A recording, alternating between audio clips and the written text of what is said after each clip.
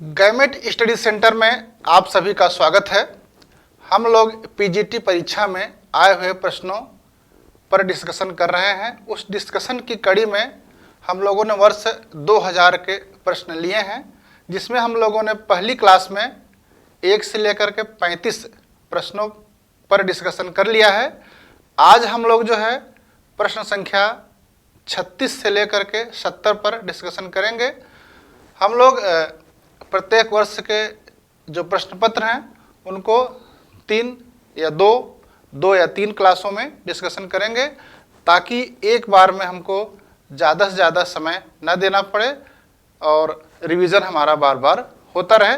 तो आइए हम लोग जो है आज इतिहास विषय पर 2000 के वर्ष में जो प्रश्न आए थे उसमें प्रश्न नंबर 36 पर विचार करते हैं। प्रश्न नंबर 36 था, लॉर्ड कर्जन ने प्राचीन भारतीय स्मारक सुरक्षा कानून पारित किया। इस कानून का उद्देश्य था नंबर 1, प्राचीन भारत में गौरव चिन्हों को सुरक्षित करना। नंबर 2, ऐतिहासिक शोध को अग्रसर करने की प्रेरणा देना। नंबर 3 था, राष्ट्रीय स्मारकों की सुरक्षा के लिए लोगों में राष्ट्रीय चेतना जगाना। नंबर 4 था, ऐतिहासिक साहित्य के विकास में योगदान देना। तो देखिए इसमें जो है उत्तर होगा नंबर 3 है, राष्ट्रीय स्मारकों की सुरक्षा के लिए लोगों में राष्ट्रीय चेतना जागृत करना। कर्जन के प्राचीन स्मारक सुरक्षा कानून का उद्देश्य था। इसको हम लोग समझते हैं कैसे। प्राचीन स्मारक परिरक्षण अधिनियम 1904, ancient monument preservation act 1904 Curzon के समय में पारित हुआ। कर्जन के समय में भारत के प्राचीन स्मारकों की मरम्मत, प्रतिस्थापन, संरक्षण के लिए यह अधिनियम बनाया गया था। भारत में प्राचीन स्मारकों की मरम्मत के लिए 5 लाख रुपए का प्रावधान भी किया गया था। इसमें 5 लाख का प्रावधान भी किया गया था। उसने भारतीय रियासतों को इसी तरह के महत्वपूर्ण कार्य करने के लिए बाध्य किया था कर्जन ने। इसी अधिनियम के तहत भारतीय पुरातत्व सर्वेक्षण ASI archaeological survey of India की स्थापना हुई। अब देखिए इस प्रश्न का उत्तर तो हमें मिल गया, लेकिन अब जो क्वेश्चन बनेगा कि भारतीय स्मारक परिरक्षण अधिनियम कब बना था? 1904 में। इसमें कितने रुपए की व्यवस्था की गई थी भारतीय स्मारकों की मरम्मत के लिए? तो 5 लाख रुपया। और ASI की स्थापना कब की गई, किस अधिनियम के तहत की गई? तो उसका उत्तर यही मिलेगा। इसके साथ में हम कर्जन पर कुछ और चीजें देख लेते हैं, क्योंकि उसके समय बहुत से आयोग बने थे और बहुत से जो है अधिनियम पारित हुए थे। कर्जन का काल है 1899 से लेकर के 1905 ईस्वी तक। उसके समय बना था पुलिस आयोग बना था 1902 में, जिसके अध्यक्ष थे सर एंड्रयू फ्रेजर। पुलिस आयोग, इसमें एक प्रश्न बनेगा, पुलिस आयोग के अध्यक्ष कौन थे और कब बना? विश्वविद्यालय आयोग बना था 1902 में और सर थॉमस रैले की अध्यक्षता में। और इसी आयोग की अनुशंसा पर भारतीय विश्वविद्यालय अधिनियम 1904 आया था। कई बार परीक्षा में पूछा गया है। अकाल आयोग कर्जन के समय 1900 में गठित हुआ था, सर एंटनी मैकडोनल की अध्यक्षता में। सिंचाई आयोग भी गठित हुआ था 1901 में, sir Colin Scott Moncrieff. Cooperative credit society act बना था कब? 1904 में। भारतीय टंकड़ एवं मुद्रा अधिनियम 1899 में। और कलकत्ता कोऑपरेशन एक्ट 1899 में।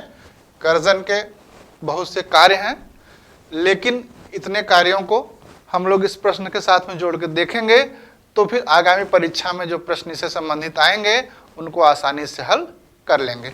आगे देखते हैं क्वेश्चन नंबर 37। किन राष्ट्रवादियों ने अंग्रेजों के आर्थिक शोषण का नाम निकास सिद्धांत या ड्रेन थ्योरी दिया? किन राष्ट्रवादियों ने अंग्रेजों के आर्थिक शोषण का नाम निकास सिद्धांत या ड्रेन थ्योरी दिया? विकल्प में है महादेव गोविंद रानडे, रमेश चंद्र दत्त, तीसरा है दादा भाई नौरोजी, चौथा है गोखले। तो इसका उत्तर क्या है? दादा भाई नौरोजी है। इन्होंने ही अपनी पुस्तक में सर्वप्रथम इसको ड्रेन थ्योरी के नाम से दिया था। तो धन निकासी का सिद्धांत थ्योरी ऑफ ड्रेन का वर्णन सर्वप्रथम दादा भाई नौरोजी ने अपनी पुस्तक the poverty and un British rule in India में किया था। दादा भाई नौरोजी की पुस्तक का नाम पूछा जाएगा तो किसमें किया था? Poverty and un British rule in India. इसका तात्पर्य क्या होता है? धन निकासी का तात्पर्य क्या होता है? तात्पर्य होता है कि भारत से धन तो लिया जाए लेकिन उसके बदले में भारत को कुछ ना दिया जाए। इसका तात्पर्य है धन का लगातार इंग्लैंड की ओर जाना, जिसके बदले में भारत को आर्थिक, व्यापारिक अथवा भौतिक फल ना मिलना। धन तो यहाँ से जाए लेकिन भारत को कुछ ना मिले। तो धन किस रूप में जाता था? आर्थिक निकास के तत्व क्या क्या थे? एक गृह व्यय था, दूसरा विदेशी पूंजी निवेश पर दिया जाने वाला ब्याज था, चौथा विदेश बैंक, इंश्योरेंस और नौवहन था। गृह व्यय के अंतर्गत क्या आता था? ईस्ट इंडिया कंपनी के भागीदारों के लाभांश, विदेश में लिए गए सार्वजनिक ऋण, सैनिक तथा असैनिक व्यय, इंग्लैंड में भंडार वस्तुओं की खरीद। तो धन निकासी किस पुस्तक में है ये पता चल गया। धन निकासी का मायने क्या होता है, मतलब क्या होता है पता चल गया। और उसमें जो 3 तरह के व्यय हैं, गृह व्यय, विदेशी पूंजी निवेश पर दिए जाने लाभांश या ब्याज, और विदेश बैंक, इंश्योरेंस, नौवहन पर जो पैसा दिया जाता था, इसकी चर्चा इसमें की गई है। अगला क्वेश्चन हम लोग देखते हैं तेजी से। 1907 ईस्वी में द्वितीय इंटरनेशनल समाजवादी स्टुटगर्ड कांग्रेस में स्वतंत्र भारत का झंडा किसने फहराया? ये प्रश्न है। विकल्प है श्याम जी कृष्ण वर्मा, दूसरा विकल्प है हरदयाल, तीसरा है एम.एन. राय, चौथा है मैडम कामा। तो इसका जो उत्तर होगा मैडम कामा है। ये उत्तर कैसे है हम लोग देखते हैं।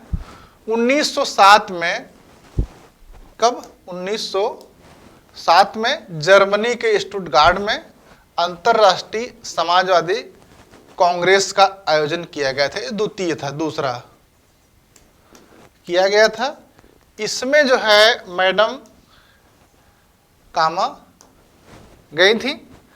इन्होंने भारत में ब्रिटिश शासन के घातक दुष्परिणामों का खुलासा करते हुए एक उत्तेजक भाषण दिया। तब सम्मेलन के अंत पर वहीं पर भारत का एक तिरंगा फहराया जो हरा, पीला और लाल रंग का था।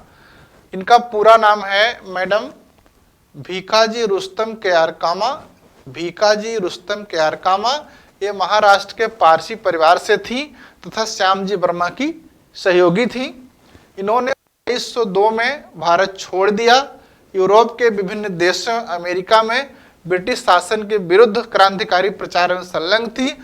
सरदार सिंह राणा के साथ में वो पेरिस में रहती थी। इन्हें mother of Indian revolution, mother of Indian revolution मतलब भारतीय क्रांति की माता। ये प्रश्न तो बार बार पूछा गया है, झंडा किसने फहराया था। ये प्रश्न पूछा गया था 1907 में अंतरराष्ट्रीय समाजवादी कांग्रेस में गया कौन था। ये प्रश्न पूछा गया है बार बार, मदर ऑफ इंडियन रिवॉल्यूशन किसको कहा जाता है। मदर ऑफ इंडियन रिवॉल्यूशन किसको कहा जाता है? तो भीकाजी कामा को। अगला प्रश्न हम लोग देखते हैं। राष्ट्रगीत वंदे मातरम का कांग्रेस के अध्यक्ष द्वारा किस कांग्रेस में भारतीय राष्ट्रीय कांग्रेस के अधिवेशन की बात हो रही है। तो किस अधिवेशन में जो है वंदे मातरम का विरोध किया गया था? नंबर 1 विकल्प है सूरत, नंबर 2 है बेलगांव कांग्रेस, नंबर 3 है कोकनद कांग्रेस, नंबर 4 है गया कांग्रेस। तो इसका उत्तर क्या होगा? कोकनद। कोकनद को काकीनाडा कहा जाता है, काकीनाडा,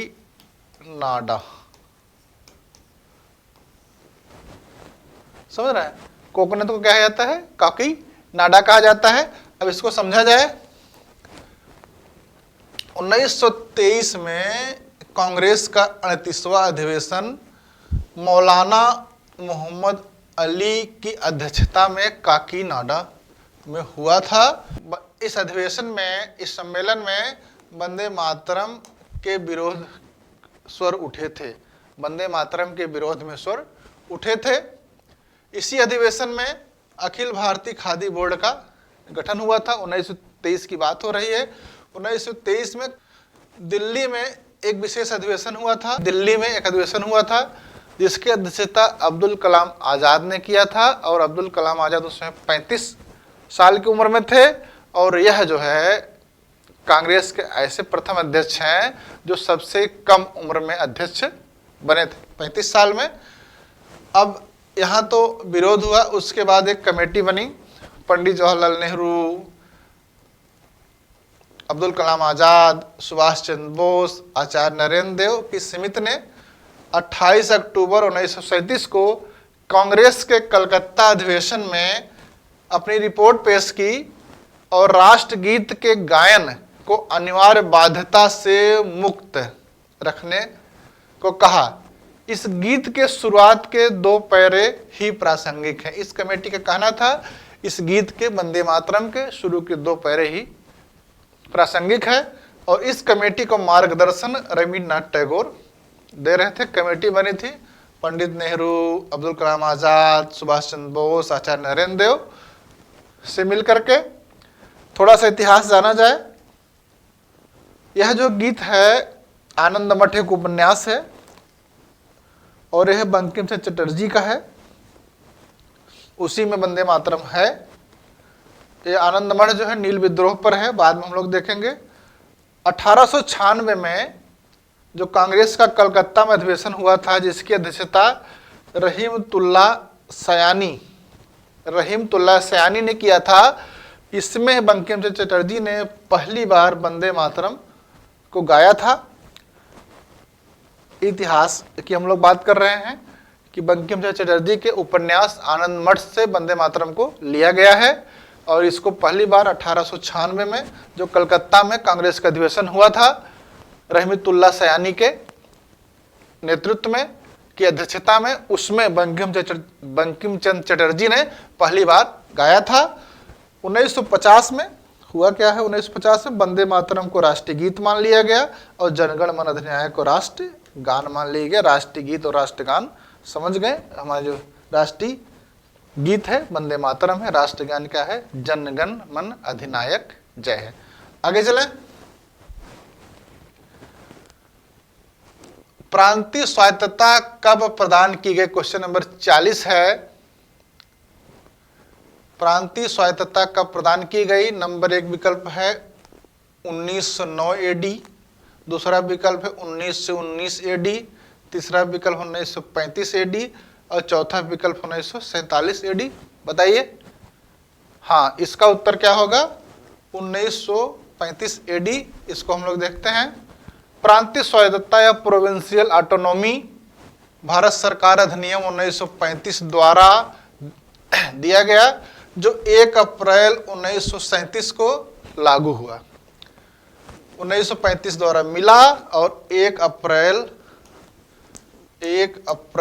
1937 में लागू हो गया।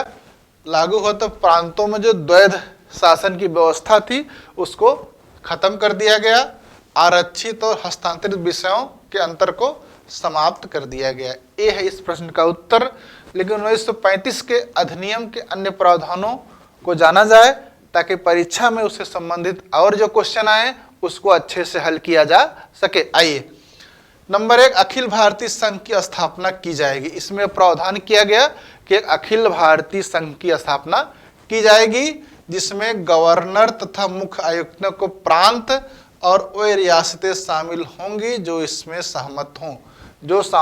इसमें गवर्नर के प्रांत, मुख्य आयुक्तों के प्रांत और वो देशी रियासतें शामिल की जाएंगी जो इसमें शामिल होना चाहती हैं।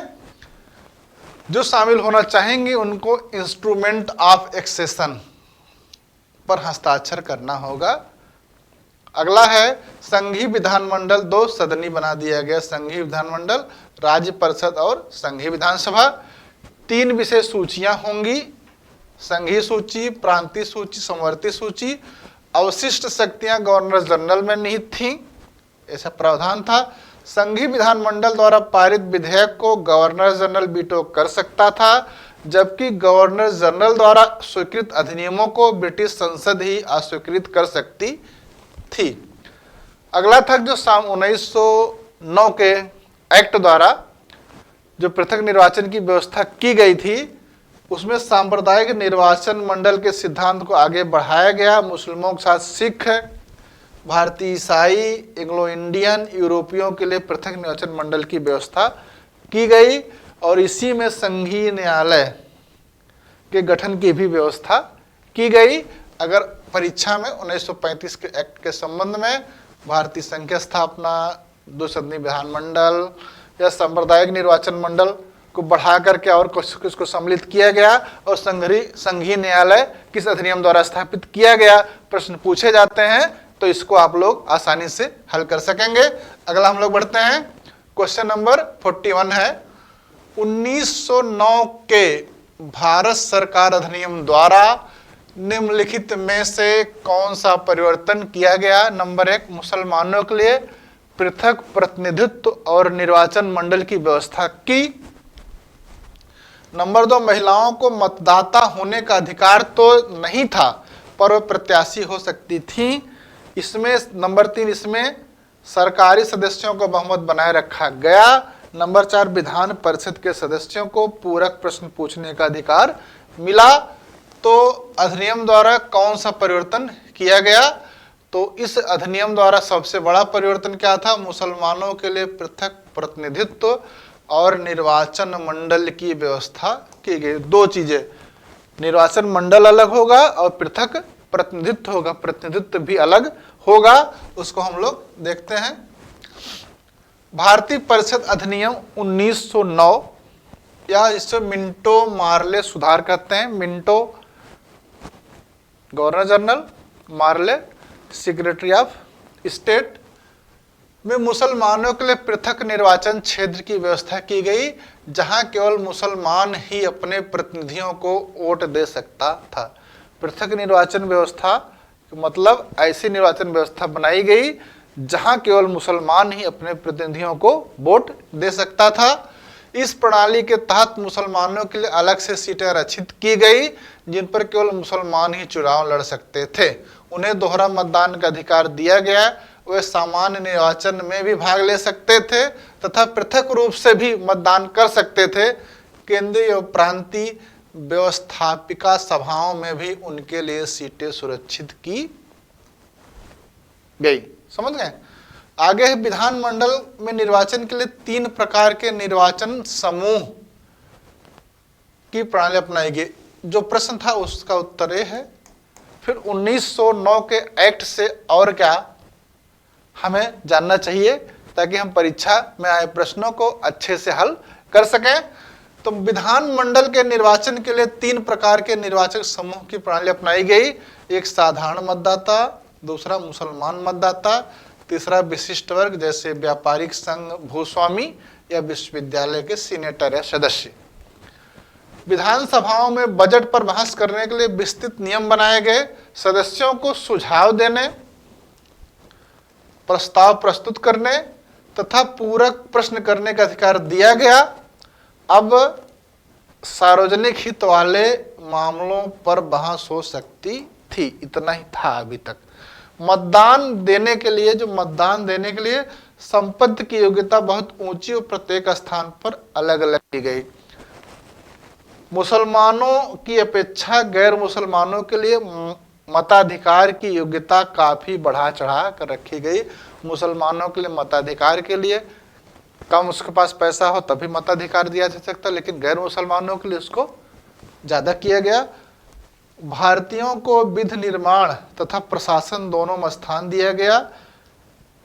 पहली बार एसपी सिन्हा, एसपी सिन्हा माने सत्येंद्र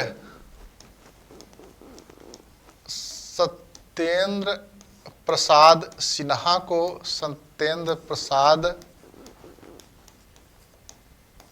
सिन्हा को, सत्येंद्र प्रसाद सिन्हा को वायसराय की कार्यकारिणी में सदस्य बनाया गया। यह प्रश्न किसी न किसी परीक्षा में पूछा गया है। वायसराय की कार्यकारिणी में सदस्य बनने वाले पहले भारतीय का नाम बताइए, तो आपको क्या बताना है? एसपी सिन्हा है, सत्येंद्र प्रसाद सिन्हा। आगे बढ़ते हैं। क्वेश्चन नंबर 42 है, शिबली नुमानी 1914 ईस्वी तक जीवित रहे, देवबंद मदरसे के समर्थकों में थे। उनके संबंध में निम्न में से कौन सा कथन सत्य नहीं है? नंबर 1, वह लोकतंत्रवादी होने के साथ ही साम्राज्यवाद के विरोधी थे। नंबर 2, वे कांग्रेस के उच्च आदर्शों के प्रशंसक थे। नंबर 3, वो सैयद अहमद खां के अंग्रेजों के प्रति भक्ति को उचित मानते थे। नंबर 3, वह इस्लामी एकता के समर्थक थे। वह सर सैयद अहमद खां के विरोधी थे और अंग्रेजों के प्रति उनकी भक्ति के कारण उनका विरोध करते थे। इसमें सत्य नहीं है पूछ रहा है, तो यही जो सत्य नहीं है, तीसरा वाला, सर सैयद अहमद खां के अंग्रेजों के प्रति भक्ति को उचित मानते थे। इसको समझा जाए, शिबली नुमानी जो है देवबंदी मदरसे के समर्थक थे, जो अरबी व फारसी के विद्वान भी थे। शिबली नुमानी 1883 में अलीगढ़ मोहम्मदन कॉलेज में अध्यापक हो गए, लेकिन सैयद अहमद के साथ उनका मतभेद बना रहा, मतलब सैयद अहमद खां के वो विरोध में थे। और उन्होंने जो है 1898 में लखनऊ में दारुल उलूम नदौतुल उलेमा, दारुल उलूम नदौतुल उलेमा की स्थापना की, जिसका उद्देश्य था परंपरागत इस्लामी शिक्षा प्रणाली में सुधार लाना, हिंदू मुस्लिम एकता पर जोर देना, भारतीय मुसलमानों में राष्ट्रवाद की भावना को जागृत करना। अब प्रश्न देखेंगे तो इनकी बातें आपको मिल जाएंगी। अब ये संबंधित किससे थे? देवबंद से। तो देवबंद की विचारधारा को भी मानते थे। तो अब देवबंद को भले समझ लिया जाए। देवबंद, ये देखिए, मोहम्मद एक उलेमा थे, उलेमा ने इसकी क्या था, काजिम ननौतवी, मोहम्मद कासिम ननौतवी और रशीद अहमद गंगोही के नेतृत्व में देवबंद कहाँ पर है? सहारनपुर में 1866 में एक मदरसा खोला गया, विद्यालय खोला गया। उस विद्यालय का उद्देश्य था, देवबंद का उद्देश्य था, मुस्लिम संप्रदाय के लिए धार्मिक नेता पैदा करना। उसके पाठ्यक्रम में अंग्रेजी शिक्षा और पाश्चात्य संस्कृति की पूरी तरह से जो है अवहेलना की गई, पूरी तरह से वर्जित था कि वहाँ अंग्रेजी शिक्षा नहीं पढ़ाएगी जाएगी और पाश्चात्य संस्कृति संबंधित चीजें यहाँ पर नहीं आने दी जाएगी। तो 1866 में देवबंद में मदरसा की स्थापना हुई। परीक्षा में बहुत पूछे देवबंद मदरसा की स्थापना कब हुई, और ननौतवी और गंगोही दो नाम आपको याद रहेंगे, इसको आप सही कर लें। अब राजनीति में देवबंद वालों के क्या विचार थे उसको समझा जाए। राजनीति में देवबंद शाखा 1985 बनी, कांग्रेस का स्वागत किया। उन्होंने क्या किया? कांग्रेस का स्वागत किया। और 1888 में देवबंद के उलेमा ने सैयद अहमद खां की बनाई संयुक्त भारतीय राजभक्त सभा इन्होंने बनाई थी, और मुस्लिम एंग्लो ओरिएंटल सभा के विरोध में फतवा जारी किया था। प्रश्न पूछा जाएगा, किसने जो है सर सैयद अहमद खां द्वारा बनाई गई एसोसिएशन के विरुद्ध फतवा जारी किया था? तो देवबंद ने किया था, देवबंद के उलेमाओं ने किया था। मुसलमान, अब समझिए जो देवबंद आंदोलन था उसको उलेमाओं ने शुरू किया था, और इस आंदोलन का मकसद था इस्लाम का पुनरुद्धार करना, मुसलमानों का पुनरुद्धार करना था। और इसके दो लक्ष्य थे। एक था मुसलमानों में कुरान तथा हदीस की शुद्ध शिक्षा का प्रसार करना, दूसरा विदेशी शासकों के विरुद्ध जिहाद की भावना को जीवित रखना। इस तरह से शिवली नुमानी के साथ में इन बातों को भी हमको अध्ययन करना चाहिए। 43 है क्वेश्चन नंबर 43 है, हिंदू और मुस्लिम मेरी दो बेगमें हैं, मुस्लिम मेरी लाडली बेगम है, यह कथन निम्न में से किसका है? Bampfylde Fuller, number 2 Lord Curzon, number 3 Lord Dalhousie, number 4 Lord Mayo. ये प्रश्न आया हुआ है। इसका जो उत्तर है बैमफील्ड फुलर का है। अब समझते हैं बैमफील्ड फुलर हैं कौन, बैमफील्ड फुलर हैं कौन, और उन्होंने इस तरह की बात क्यों की। आइए, बंगाल विभाजन कब हुआ था? 1905 में। उसके बाद स्वदेशी मूवमेंट शुरू हुआ। स्वदेशी मूवमेंट में हिंदू और मुसलमान दोनों ने भाग लिया। अब इस आंदोलन से मुसलमानों को पृथक करने के लिए, ताकि वो आंदोलन में भाग न ले, हिंदुओं को साथ न दें, तो अंग्रेजों ने तुष्टीकरण की नीति अपनाई। और उस समय जो है बंगाल के, पूर्वी बंगाल के जो लेफ्टिनेंट गवर्नर थे बैमफील्ड फुलर ने कहा, इस बात को कहा कि जो है मुसलमानों को अपनी लाडली बेगम कहा। हिंदू और मुसलमान उनकी बेगमें हैं, और जो है मुसलमान क्या है, उसकी लाडली बेगम है। इसका उद्देश्य था स्वदेशी मूवमेंट में मुसलमान भाग न ले पाए, इसलिए जो पूर्वी बंगाल के लेफ्टिनेंट गवर्नर थे एलजी थे फुलर, उन्होंने इस बात को कहा था। आगे चलते हैं। सर सैयद अहमद खां महिलाओं के लिए आधुनिक शिक्षा के विरोधी थे। निम्नलिखित में से कौन सा दृष्टिकोण उनसे असंबद्ध है, उनसे जुड़ा हुआ नहीं है? नंबर 1, महिलाएं कुशल माताएं और गृहिणी बने। नंबर 2, महिलाओं में पर्दा प्रथा के पक्ष में थे, वह बहुविवाह को तर्कसंगत मानते थे, वह स्त्रियों को नौकरी कराने के पक्ष में थे। इसी विचार से उनसे संबद्ध नहीं था, क्योंकि वह महिलाओं को चाहते थे कि घरेलू कार्यों में लगे। अगला, उस समय नौकरी का मतलब, सरकारी नौकरी का मतलब था कंपनी के अधीन नौकरी करना, और उस नौकरी जो है अंग्रेजी शिक्षा प्राप्त लोगों को मिलती थी, और अंग्रेजी शिक्षा इसलिए पुरुषों को मिले, उसके समर्थक थे। इसको हम लोग समझते हैं। 19वीं शताब्दी के मुस्लिम सुधारकों में सर सैयद अहमद का नाम विशेष महत्व रखता है। 1857 के विद्रोह के समय में वो बिजनौर में न्यायिक पद पर थे, सदर अमीन के पद पर थे, और उन्होंने 1864 ईस्वी कलकत्ता में साइंटिफिक सोसाइटी का स्थापना की। अपने कितना तर्कसंगत विचारों को वो प्रचारित प्रसारित करना चाहते थे। उन्होंने मुसलमानों के दृष्टिकोण को आधुनिक बनाने का प्रयत्न किया। पीरी मुरीदी, एक पीर होंगे, मुरीद होंगे, की प्रथा की आलोचना की, समाप्त करने का प्रयत्न किया।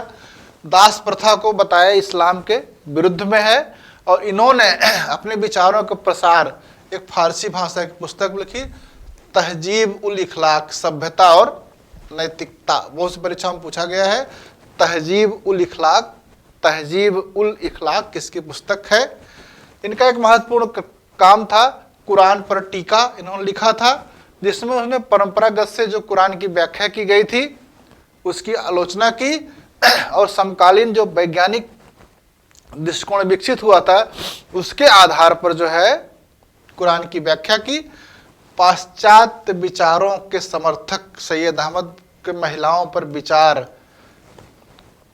उतने आधुनिक नहीं थे, वह पुरुष शिक्षा के समर्थक थे। वो बताएं, उनका मानना था की शिक्षा से नौकरी मिलेगी, और नौकरी अभी जो है पहले पुरुषों को मिले, उसके बाद महिलाओं को मिले, इसलिए पुरुषों की शिक्षा जरूरी है। दूसरा, संसाधन कम है, इसलिए शिक्षा किसको मिलनी चाहिए? पुरुषों को मिलनी चाहिए। और पुरुष जो है अपने घर की महिलाओं को शिक्षित करें, उसके लिए स्कूल में जाने की जरूरत नहीं है। घर के पुरुषों द्वारा महिलाओं के लिए जनाना मकतब के समर्थक थे। वो पर्दा प्रथा को उचित मानते थे, कहते थे कि पर्दा प्रथा महिलाओं के लिए गहना है। वह घरेलू कार्यों में उचित रखरखाव और व्यवस्था के साथ बच्चों की देखभाल महिलाओं की जिम्मेदारी मानते तथा उनका मानना था कि महिलाओं को घरेलू जीवन पर ध्यान देना चाहिए, ना कि सरकारी नौकरी में जाना, नौकरी में नहीं जाना है। समझ गए?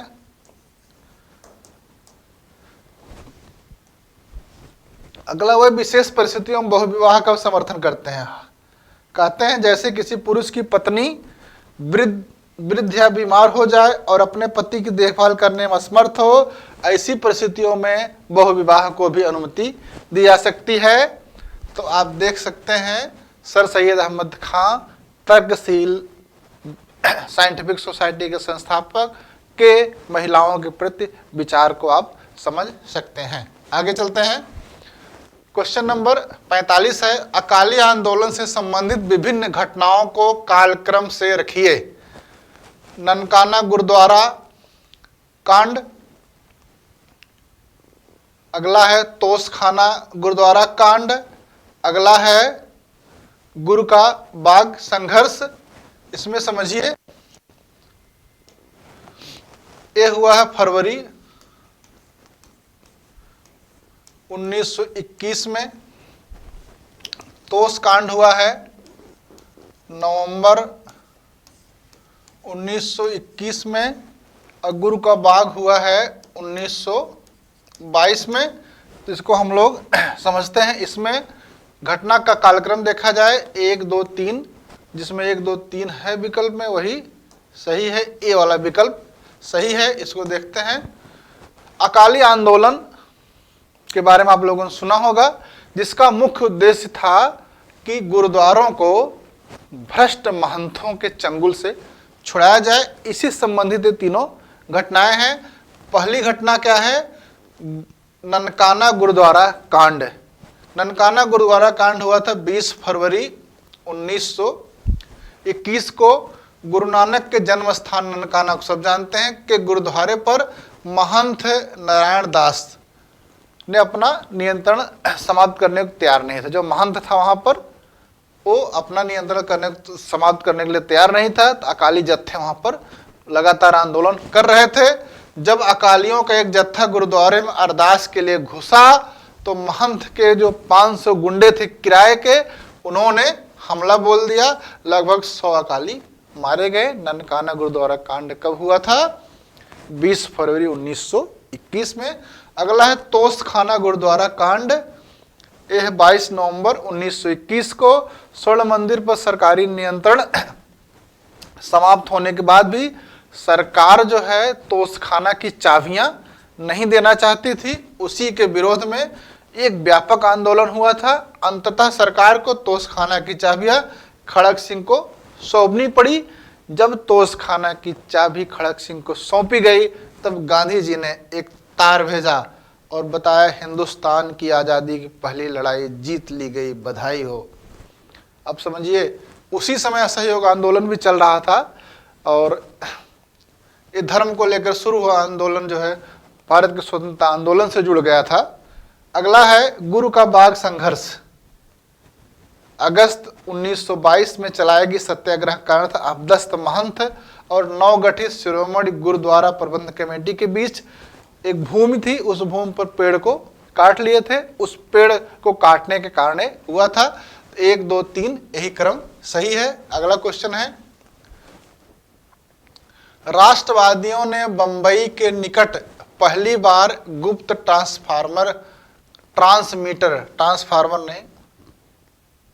राष्ट्रवादियों ने बंबई के निकट पहली बार गुप्त ट्रांसमीटर का उपयोग किया था। असहयोग आंदोलन में, नंबर 2 सविनय अवज्ञा आंदोलन के पहले चरण में, नंबर 3 सविनय अवज्ञा आंदोलन के दूसरे चरण में, नंबर 4 है भारत छोड़ो आंदोलन में। तो इसका उत्तर क्या होगा? भारत छोड़ो आंदोलन में। आइए हम समझते हैं।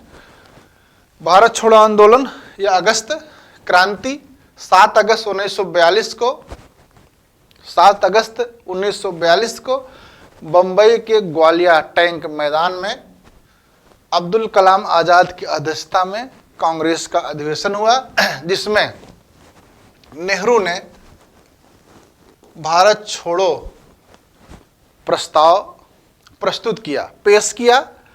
कुछ संशोधनों के बाद जो है 8 अगस्त 1942 को भारत छोड़ो प्रस्ताव स्वीकार कर लिया गया।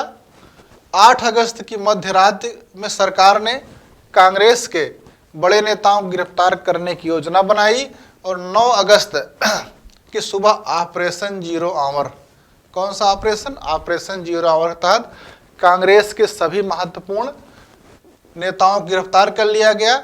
गांधी जी को कहाँ रखा गया? पूना के आगा खां पैलेस में, और सरोजनी नायडू और कस्तूरबा गांधी को भी वहां लाया गया।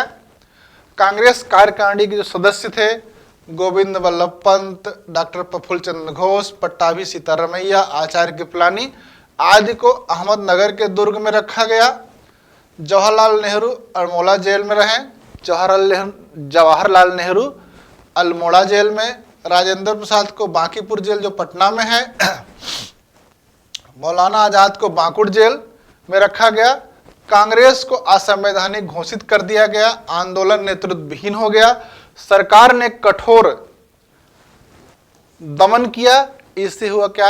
आंदोलन भूमिगत हो गया, भूमिगत संगठनात्मक ढांचे में चला गया। इस आंदोलन की जो भूमिगत आंदोलन था कि बागडोर किसके पास थे? अच्युत देव पटवर्धन, अरोड़ा आशापल्ली, सुचेता कृपलानी, राम मनोहर लोहिया, बीजू पटनायक, छोटू भाई खड़ाड़िक के हाथों में चला गया। हजारीबाग के सेंट्रल जेल से भागने के बाद जयप्रकाश नारायण ने भूमिगत होकर इस आंदोलन की बागडोर संभाली।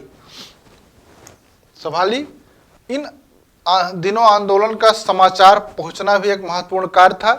आंदोलन में जो सब लोग अलग अलग स्थानों से प्रयास कर रहे थे, उनके पास जो है समाचार पहुंचना भी जरूरी था। इसके लिए सबसे रोमांचकारी कार्य बंबई शहर के विभिन्न केंद्रों पर कांग्रेस रेडियो का गुप्त संचालन प्रारंभ हुआ।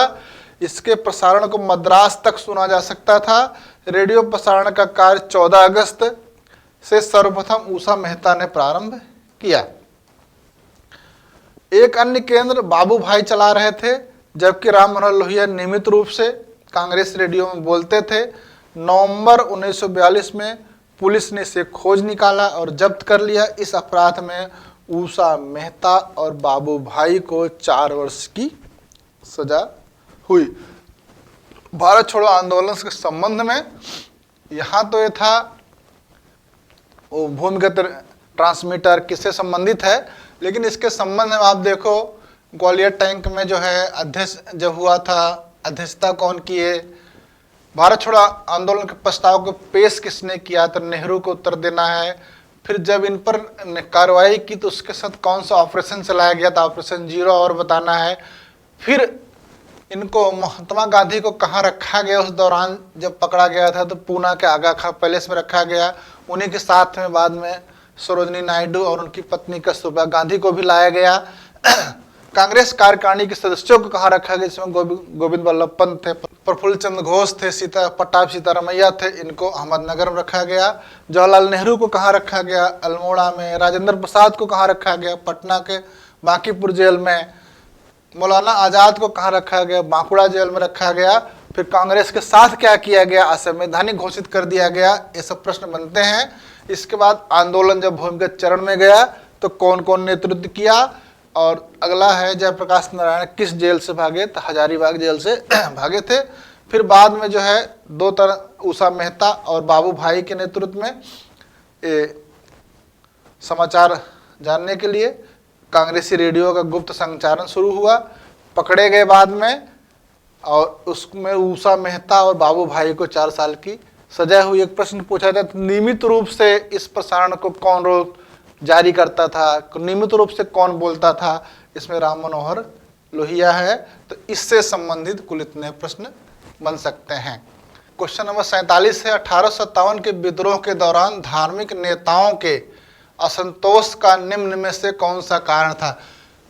धार्मिक नेता उस विद्रोह के समय असंतोष में क्यों थे? धार्मिक नेताओं का असंतोष का क्या कारण था? नंबर 1, ईसाई धर्म प्रचारकों की बढ़ती गतिविधियां। नंबर 2, भारतीय समाज व्यवस्था में सुधार का प्रयास। नंबर 3, मंदिर मस्जिद से संलग्नित माफी या खालसा भूमि से कंपनी सरकार द्वारा कर वसूलना।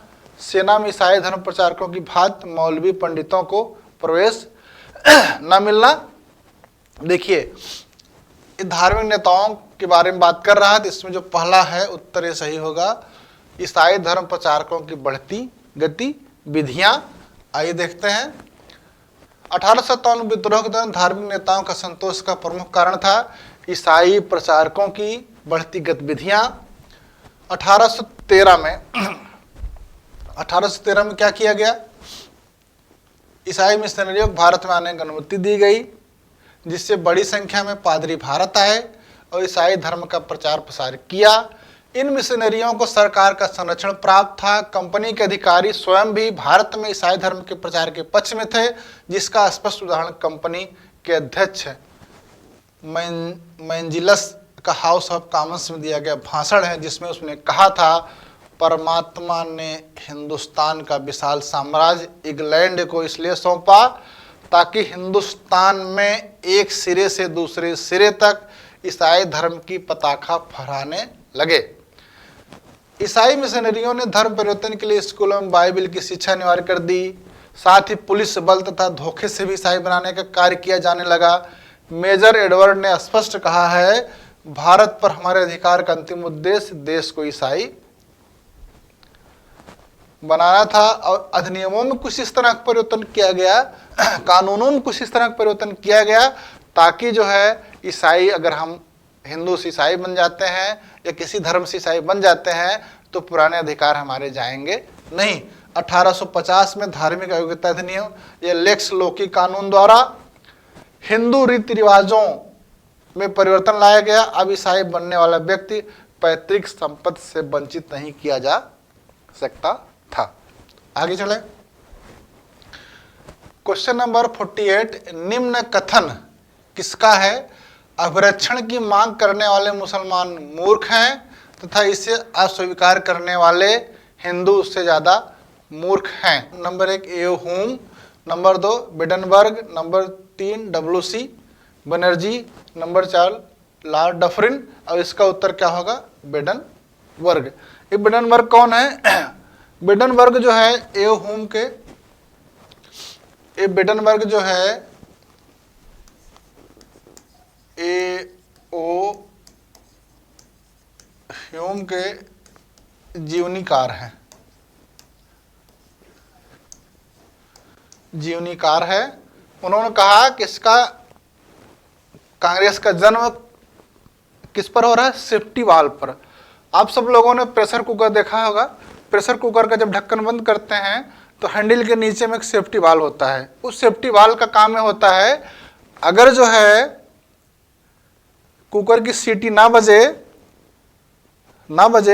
या कोई इस तरह की परिस्थिति हो जाए तो सेफ्टी वाल्व निकल जाएगा और कुकर फटने से बच जाएगा।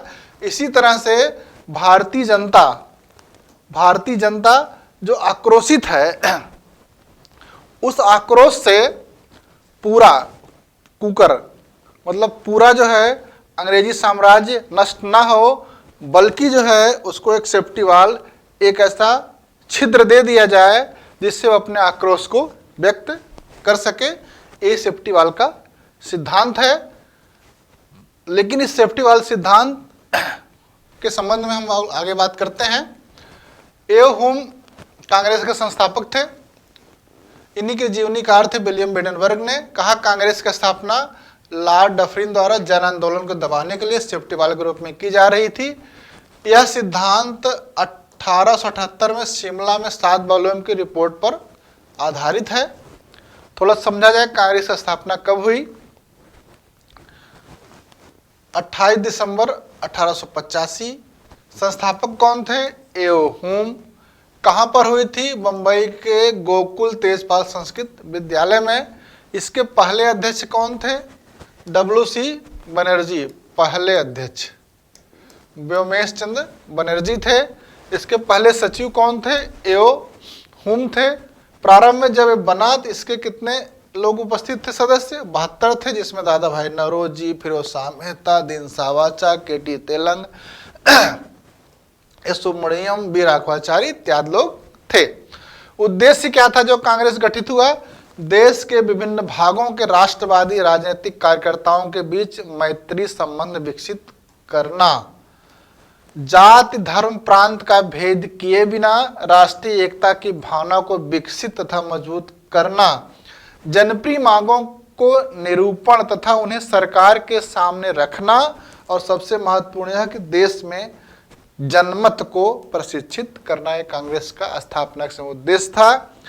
कांग्रेस के यदि डफरिन मान लीजिए कांग्रेस की स्थापना सेफ्टी वाल के रूप में करना चाह रहे थे, लेकिन कांग्रेस के प्रारंभिक नेताओं ने उसका प्रयोग जो है तड़ित चालक के रूप में किया। तड़ित चालक के रूप में किया। तड़ित चालक का मतलब होता है कोई बड़ी बिल्डिंग है, उस पर जो है जब बिजली गिरती है तो नष्ट हो जाती है, लेकिन अगर उसमें तड़ित चालक लगा देते हैं ऊपर में जो कॉपर की लाइटनिंग थंडर, तो वह बिजली जब उससे गिरेगी उसके थ्रू नीचे तक आ जाती है, जिससे भवन का कोई नुकसान नहीं होता है। तो इन लोगों ने उसका उपयोग तड़ित चालक के रूप में किया। जो भी बिजली जो है अंग्रेज सरकार की कांग्रेस संगठन पर गिरी, वह नीचे चली आई और संगठन का नुकसान नहीं किया। आगे बढ़ा जाए। क्वेश्चन नंबर 50 है, भारत में प्रथम औद्योगिक हड़ताल कब और कहां हुई? विकल्प नंबर 1 1885 ईस्वी मुंबई कपड़ा मिल में। विकल्प नंबर 2 है 1877 ईस्वी में ऊनी कपड़ा मिल कानपुर में। तीसरा विकल्प 1905 ईस्वी में ऊनी कपड़ा मिल कानपुर में। चौथा विकल्प है 1906 ईस्वी में कलकत्ता के जूट मिल में। इसका पहला उत्तर सही है, 1885 में मुंबई कपड़ा मिल में। भारत में प्रथम औद्योगिक हड़ताल 1885 में मुंबई कपड़ा मिल में काम के घंटों में कटौती और मजदूरी में वृद्धि की मांग को लेकर की गई थी। जो 1885 की हड़ताल थी वो काम के घंटों में कटौती चाहते थे और मजदूरी में वृद्धि चाहते थे, इसलिए हड़ताल हुई थी। प्रश्न नंबर क्या है? 51 है। पूर्व पाषाण युग में लोगों का प्रमुख उद्यम क्या था? नंबर 1 शिकार, नंबर 2 कृषि, नंबर 3 पशुपालन, नंबर 4 उपरोक्त में से कोई नहीं। तो पूर्व पाषाण का है, इसमें शिकार है सही उत्तर। कैसे हम लोग बात करते हैं? पूरा पाषाण युग पेलियोलिथिक युग की आदिम अवस्था का मानव शिकार और खाद्य संग्रहण पर जीता था। वो शिकार करता था और खाद्य पदार्थों को संग्रहित करता था, इसलिए इसको कहते हैं आखेटक और खाद्य संग्राहक। पूरा पाषाण युग का उपकरणों में भिन्नता के आधार पर थोड़ा सा और कुछ जाना जाए। पूर्व पाषाण काल के या पूरा पाषाण काल को हम लोग जो है 3 भागों में विभाजित करते हैं। निम्न पूर्व पाषाण काल, मध्य पूर्व पाषाण काल और उच्च पूर्व पाषाण काल। निम्न पूर्व पाषाण काल 5 लाख से 50,000 ईसा पूर्व तक। उपकरणों की भिन्नता देखो, उपकरण क्या है यहाँ पर? चापर, क्लीवर और हैंडेक्स। मध्य पूर्व पाषाण काल 50,000 से 40,000 ईसा पूर्व तक। इसके उपकरण देखिए, फलक, स्क्रीपर, ब्यूरिन और बेधक। उच्च पूर्व पाषाण है उच्च पूरा पाषाण काल, ये है 40,000 से 10,000 ईसा पूर्व तक। ब्लेड के तरह के उपकरण है।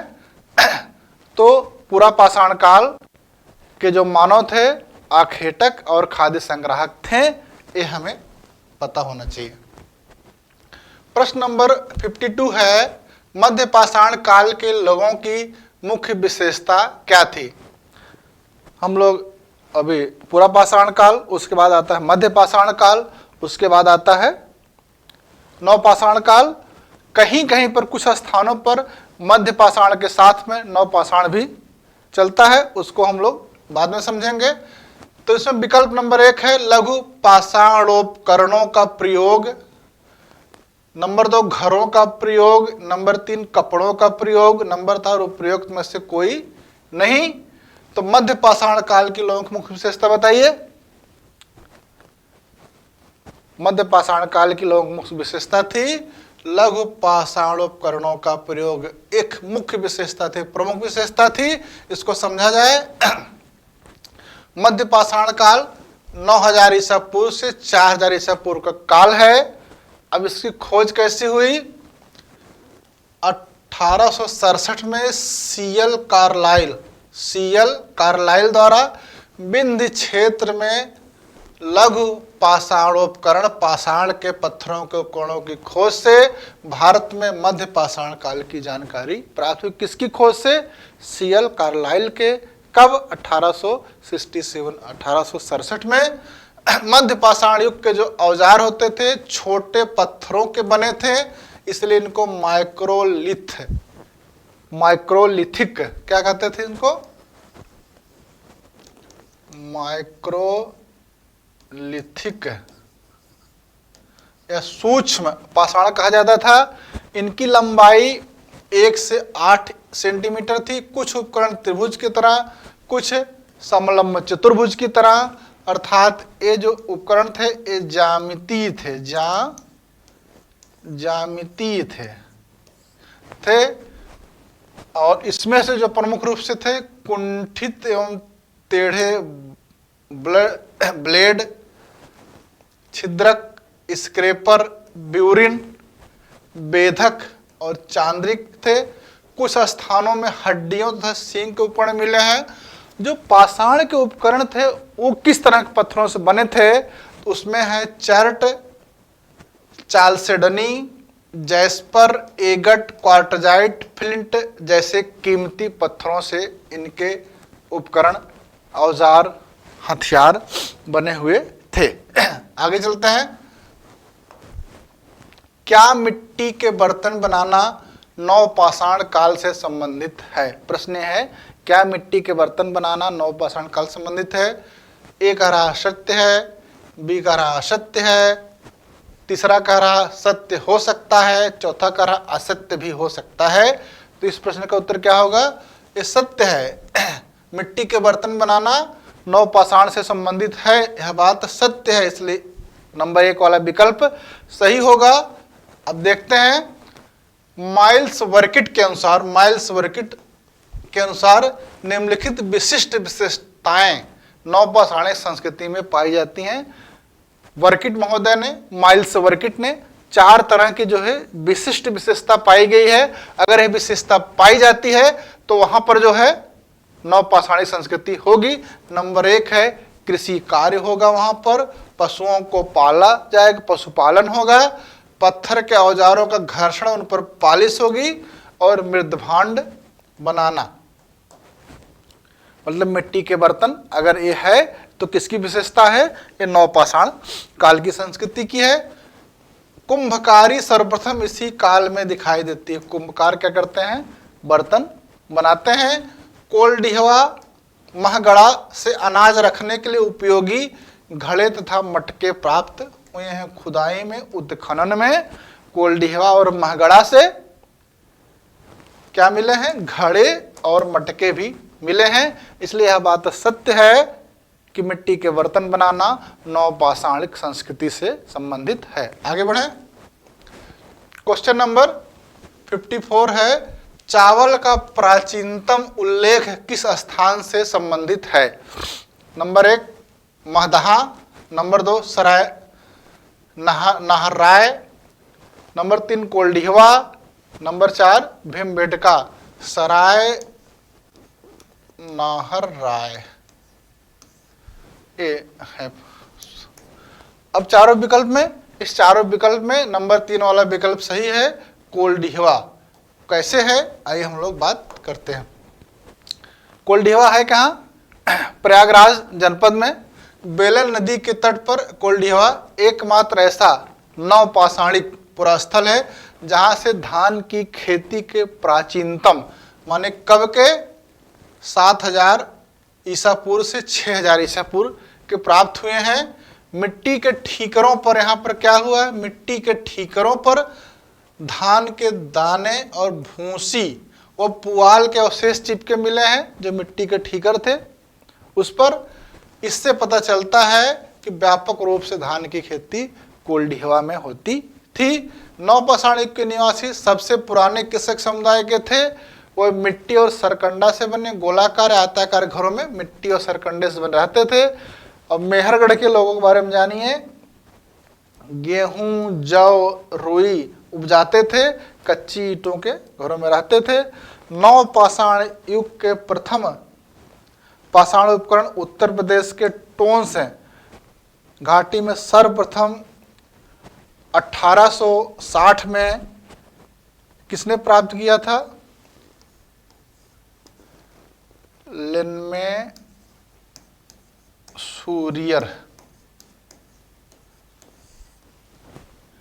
हमारे जो प्रश्न का उत्तर हमें यहीं से मिल जाता है, लेकिन अन्य चीजें हमको जानना जरूरी है कि जो भारत में जो नवपाषाण की खोज किससे संबंधित है। तो 1860 में लिनमे सूरियर ने टोंस में जो है पहला जो है पाषाण उपकरण नवपाषाण काल का प्राप्त किया था। मेहरगढ़ में गेहूं, जौ इस खेती के बारे में जान गए और वहाँ के जो समुदाय थे मिट्टी और सरकंडों के घरों में रहते थे।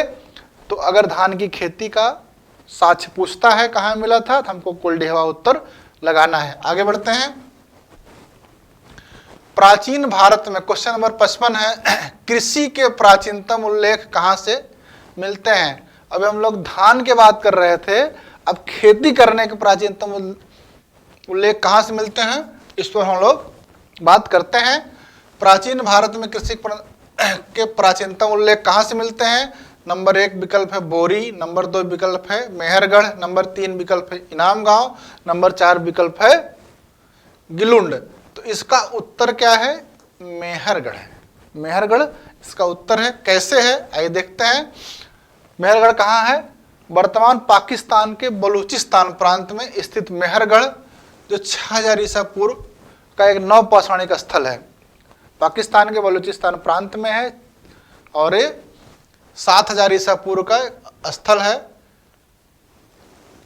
नवपाषाणिक प्राचीनतम बस्ती तथा कच्चे घरों के साक्ष्य मिलते। यहाँ से गेहूं की 3 तथा जौ की 2 किस्मों के खेती के साक्ष्य मिले हैं। गेहूं की 3 तथा जौ की 2 साक्ष्य मिले हैं और कृषि के साक्ष्य यहीं से प्राप्त हुए हैं। अब जो हमारा प्रश्न था उसका उत्तर यहीं खत्म हो जाता है, लेकिन अन्य बातें हम जानेंगे तभी उससे जुड़े हुए नवपाषाण संबंधित और प्रश्नों का हल प्रस्तुत कर सकते हैं। इसमें देखिए 2 स्थान है, बुर्ज होम और गुफ कराल। बुर्ज होम गुफ कराल जो कश्मीर में है नवपाषाण का स्थल है। यहाँ गर्तावास प्राप्त हुआ। गर्तावास माने गड्ढे में लोग निवास करते थे। बुर्ज होम से प्राप्त कब्रों में कुत्तों को मालिकों के साथ दफनाया जाता है। जो बुर्जा होम से कब्र मिली है उसमें जहां लोग दफनाया गया है वहां कुत्तों को भी दफनाया गया, कुत्ते भी उनके दफनाए गए हैं। यह प्रथा भारत के किसी अन्य नवपाषाणिक स्थल से प्राप्त नहीं होती है। एक और स्थल है चिरांद जो बिहार में है, छपरा जिले में एकमात्र नवपाषाण स्थल है जहां से प्रचुर मात्रा में हड्डी के उपकरण प्राप्त हुए हैं जो मुख्य रूप से हिरण की सींगों से बने हैं। यहाँ ताम्र पाषाण युग के साथ साथ नवपाषाण युगीन संस्कृति के अवशेष मिलते हैं। यहाँ प्रश्न मिलेंगे नवपाषाणिक स्थल जहाँ पर हड्डियों के उपकरण मिले हैं। हमको चिरांद लगाना है जो बिहार में छपरा जिले में है। गर्तावास कहाँ पाया जाता है? तो बुर्ज होम और गुफ कराल है जो कश्मीर में है। और कुत्ते के साथ उनके मालिक को कहां पर दफनाया गया है? तो उसका उत्तर क्या देना होगा? बुर्ज होम। तो नवपाषाण संबंधित इन प्रश्नों को हम लोगों ने देखा।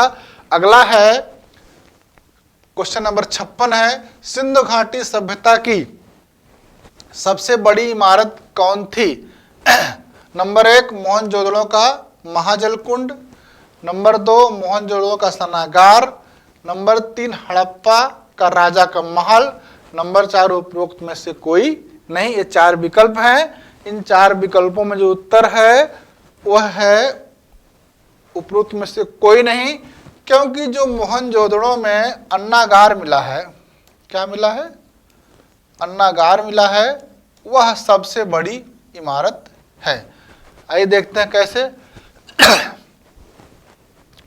मोहनजोदड़ो कहां पर है? पाकिस्तान के सिंध प्रांत के लरकाना जिले में है, ये पता होना चाहिए। मोहनजोदड़ो का जो सिंधी भाषा में अर्थ क्या है? मृतकों का टीला। मोहनजोदड़ो की खोज कब हुई थी?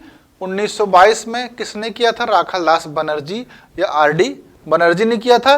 बाद में जो है उत्खनन जो है 1922 से 30 तक सन जॉन मार्शल के निर्देशन में हुआ। मोहनजोदड़ो की सबसे बड़ी इमारत क्या है? अन्नागार है। स्नानागार के पश्चिम में 1.52 मीटर ऊंचे चबूतरों पर निर्मित एक भवन है जो 45.72 मीटर लंबा तथा 22.86 मीटर चौड़ा है।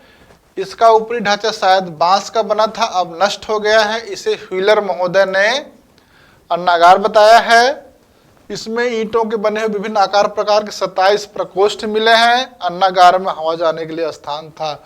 समझिए, अन्न को अच्छे से रखने के लिए हड़प्पन वासी या मोहनजोदड़ो के लोग क्या करते थे? मोहनजोदड़ो शायद सबसे महत्वपूर्ण स्वर्ग स्थल था विशाल स्नानागार, जिसका जलाशय दुर्ग के टीले पर है। यह 11.8 मीटर लंबा, 7.1 मीटर चौड़ा तथा 2.53 मीटर गहरा है। मार्शल ने इसे तत्कालीन विश्व का आश्चर्यजनक निर्माण बताया है। समझ गए? मोहनजोदड़ो के संबंध में इस तरह की चीजें हम लोगों ने जान ली है। अगला प्रश्न देखते हैं। प्रश्न नंबर 57 है, सही उत्तर चुनिए। मोहनजोदड़ो के महान स्नानागार की खोज किसने की थी?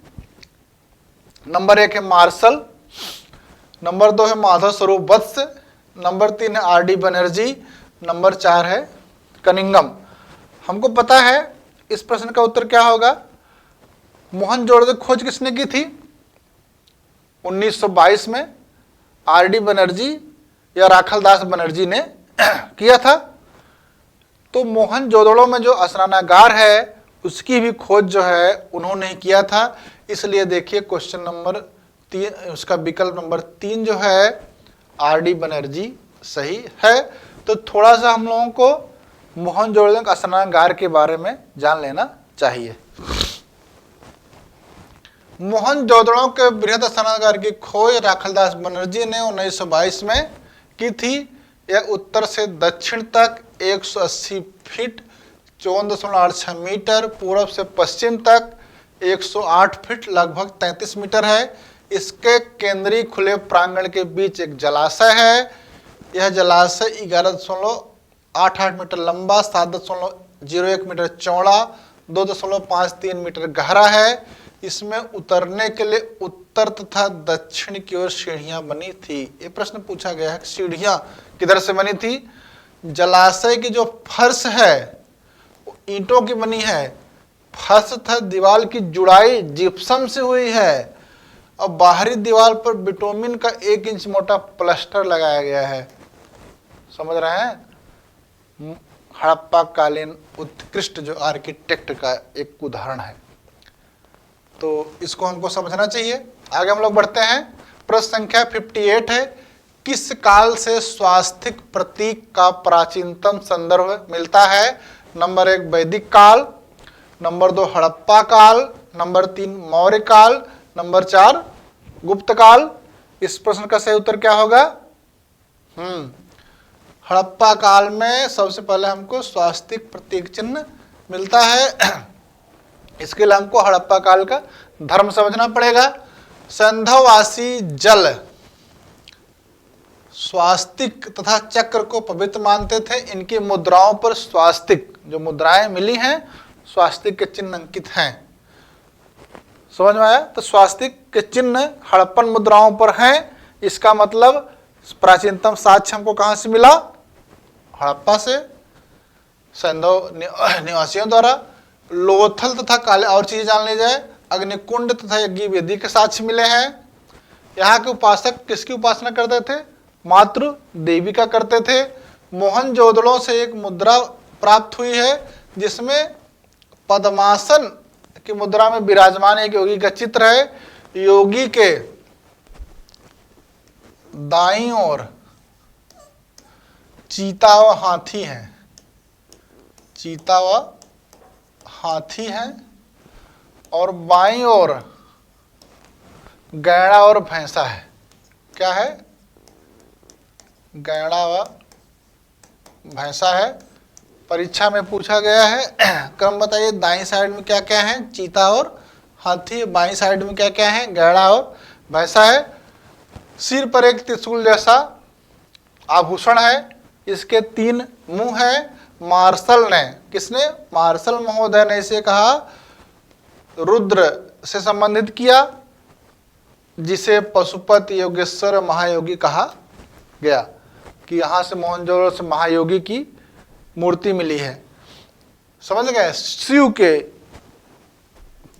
मूर्ति के पूजा के प्राचीनतम साक्ष्य भी मिले हैं। अगला है शिव की मूर्तियां की जो पूजा, मूर्तियों और लिंगों। शिवलिंग की पूजा भी उस समय होती थी। खुदाई में सूच्याकार और वर्तुलाकार लिंग मिले हैं। पत्थर, कांच की मिट्टी, शंख तथा कर्ण्य आदि के बने बहुसंख्यक चक्र या छल्ले मिले हैं। विद्वानों ने इसकी पहचान योनि के से करते हुए इस काल में योनि पूजा के प्रचलन को माना है।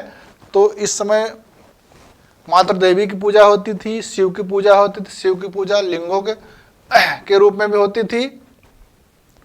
लिंग जो है सूच्याकार और वर्तुलाकार मिले हुए हैं, छल्ले मिले हैं, जिससे यौन पूजा के भी साक्ष्य माने जाते हैं। तो हड़प्पा वासियों के धर्म के बारे में हम लोगों ने कमोबेश जान लिया। पशुओं की पूजा होती थी, पेड़ पौधों की पूजा होती थी। आइए अगला क्वेश्चन हम लोग चलते हैं। 59, सिंधु घाटी के समाज में कौन सा पशु शक्ति के प्रतीक से संबंधित था? नंबर 1 वृषभ, नंबर 2 घोड़ा, नंबर 3 सिंह, नंबर 4 गज। तो इसका उत्तर क्या होगा? वृषभ है, बैल है। आइए हम देखते हैं इसका उत्तर कैसे है। सिंधु निवासी विविध प्रकार के पशुओं, पक्षियों, वृक्षों आदि की उपासना करते थे। पशुओं में गैड़ा, बैल, चीता, हाथी, भैंसा, कुबड़दार बैल आदि प्रमुख थे। यहाँ वृषभ को शक्ति का प्रतीक माना जाता था। अनेक सिंधु शीलों यानी मुहरों में से प्राप्त, शीलों से प्राप्त मुहरों आदि सिंधु शीलों ने स्थलों से प्राप्त मुहरों, तामपत्रों में इस पशु का, बैल का, वृषभ का अंकन हमको मिलता है और यह सबसे शक्ति का प्रतीक माना जाता था। अगला प्रश्न हम लोग चलें। ठीक, अगला प्रश्न है, ऋग्वेद के किस मंडल में शूद्र शब्द के उल्लेख हुए हैं? नंबर 1 प्रथम मंडल, नंबर 2 द्वितीय मंडल, नंबर 3 अष्टम, नंबर 4 दशम। विकल्प में प्रथम, सप्तम, अष्टम और दशम है। तो शूद्र शब्द का उल्लेख सर्वप्रथम किस मंडल मिला है? बताइए आप लोग। हाँ, दशम मंडल मिले हैं। इसको समझा जाए, ऋग्वेद को समझा जाए कि कितने मंडल हैं, कितने सूक्त हैं। ऋग्वेद के 10वें मंडल के पुरुष सूक्त में सर्वप्रथम शूद्र शब्द का उल्लेख मिला है। और यहाँ चारों वर्णों की उत्पत्ति ये बताई कि एक विराट पुरुष से हुआ है। चारों वर्णों की उत्पत्ति एक विराट पुरुष से हुआ है। ये कहते हैं कि देवताओं ने जब विराट पुरुष की बलि दी, विराट पुरुष की बलि दी, तब जो है विराट पुरुष की बलि दी तो उसके मुख से ब्राह्मण पैदा हुए, उसकी भुजाओं से, उसकी भुजाओं से राजन्य, राजन्य मतलब क्षत्रिय पैदा हुए, उसके उरु, उरु माने जंघे, जंघा से कौन पैदा हुआ? वैश्य पैदा हुए, तथा उसके पैरों, पाद से, पैरों से शूद्र पैदा हुए। इस तरह से शूद्र की उत्पत्ति जो है ऋग्वेद में है, और ऋग्वेद के पुरुष सूक्त में है और 10वें मंडल में है। आगे क्वेश्चन चले हम लोग। प्रश्न संख्या है 61 है, 61 है। राजा की उत्पत्ति के विषय में प्रथम उल्लेख किस ग्रंथ में मिलता है? विकल्प नंबर 1 है कौटिल्य का अर्थशास्त्र, विकल्प नंबर 2 है शतपथ ब्राह्मण, विकल्प नंबर 3 है रामायण, विकल्प नंबर 4 है ऐतरेय ब्राह्मण। तो राजा की उत्पत्ति का पहला उल्लेख कहाँ मिलता है? ऐतरेय ब्राह्मण में मिलता है। ऐतरेय ब्राह्मण क्या है? तो ऋग्वेद के 2 ब्राह्मण होते हैं। अब ब्राह्मण क्या है? ऋग्वेद, वेद को जो अच्छे से समझने के लिए उसकी व्याख्या लिखी गई है, उसको ब्राह्मण कहा जाता है। 2 होते हैं, एक ऐतरेय ब्राह्मण, एक कौशितकी ब्राह्मण। आइए देखते हैं इसको। ऋग्वेद में कुल कितने मंडल हैं? 10 मंडल हैं, 1028 सूक्त हैं,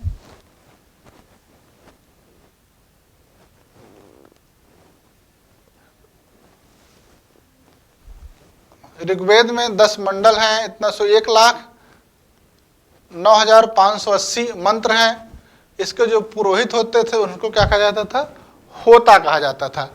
इसके 2 ब्राह्मण हैं, एक ऐतरेय ब्राह्मण, एक है कौशितकी ब्राह्मण।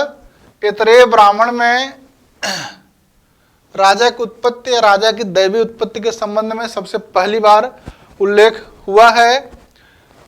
दैवी उत्पत्ति हुआ क्या था? राजा की उत्पत्ति संबंधी एक विवरण मिलता है ऐतरेय ब्राह्मण में।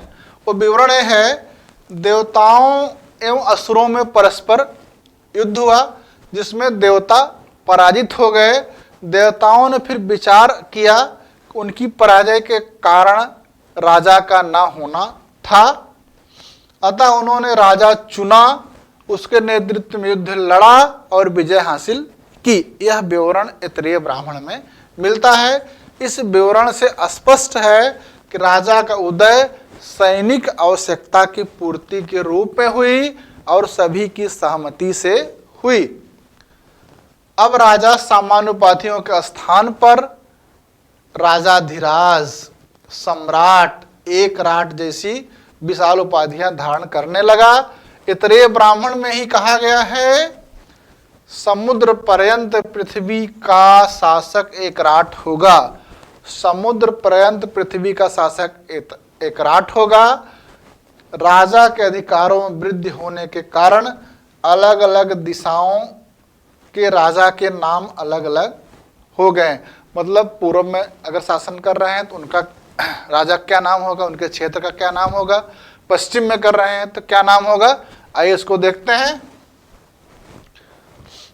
ऐतरेय ब्राह्मण वर्णित शासन प्रणाली, अगर पूर्व में शासन कर रहा है तो उसको कहते हैं साम्राज्य स्थापित है। पूर्व की दिशा में अगर शासन कर रहा है साम्राज्य है, और जो राजा होगा वो सम्राट होगा। समझ गए?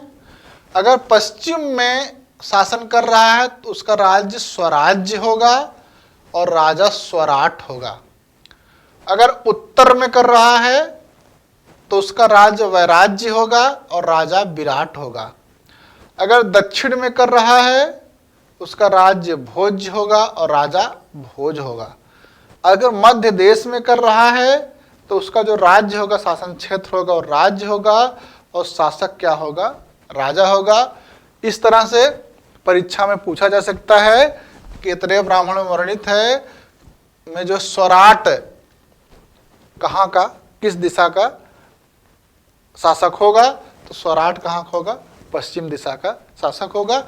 इसको हमको तैयार करके पीजीटी की परीक्षा में जाना होगा, ताकि अगर इससे प्रश्न पूछा जाए तो उसका उत्तर हम आसानी से दे सकें। आगे बढ़े। क्वेश्चन नंबर है 62। उत्तर वैदिक काल की प्रमुख फसल क्या थी? नंबर 1 गेहूं और चावल, नंबर 2 जौ और गेहूं, नंबर 3 मक्का और अरहर, नंबर 4 उपरोक्त में से कोई नहीं। यह प्रश्न है, इस प्रश्न का उत्तर क्या होगा?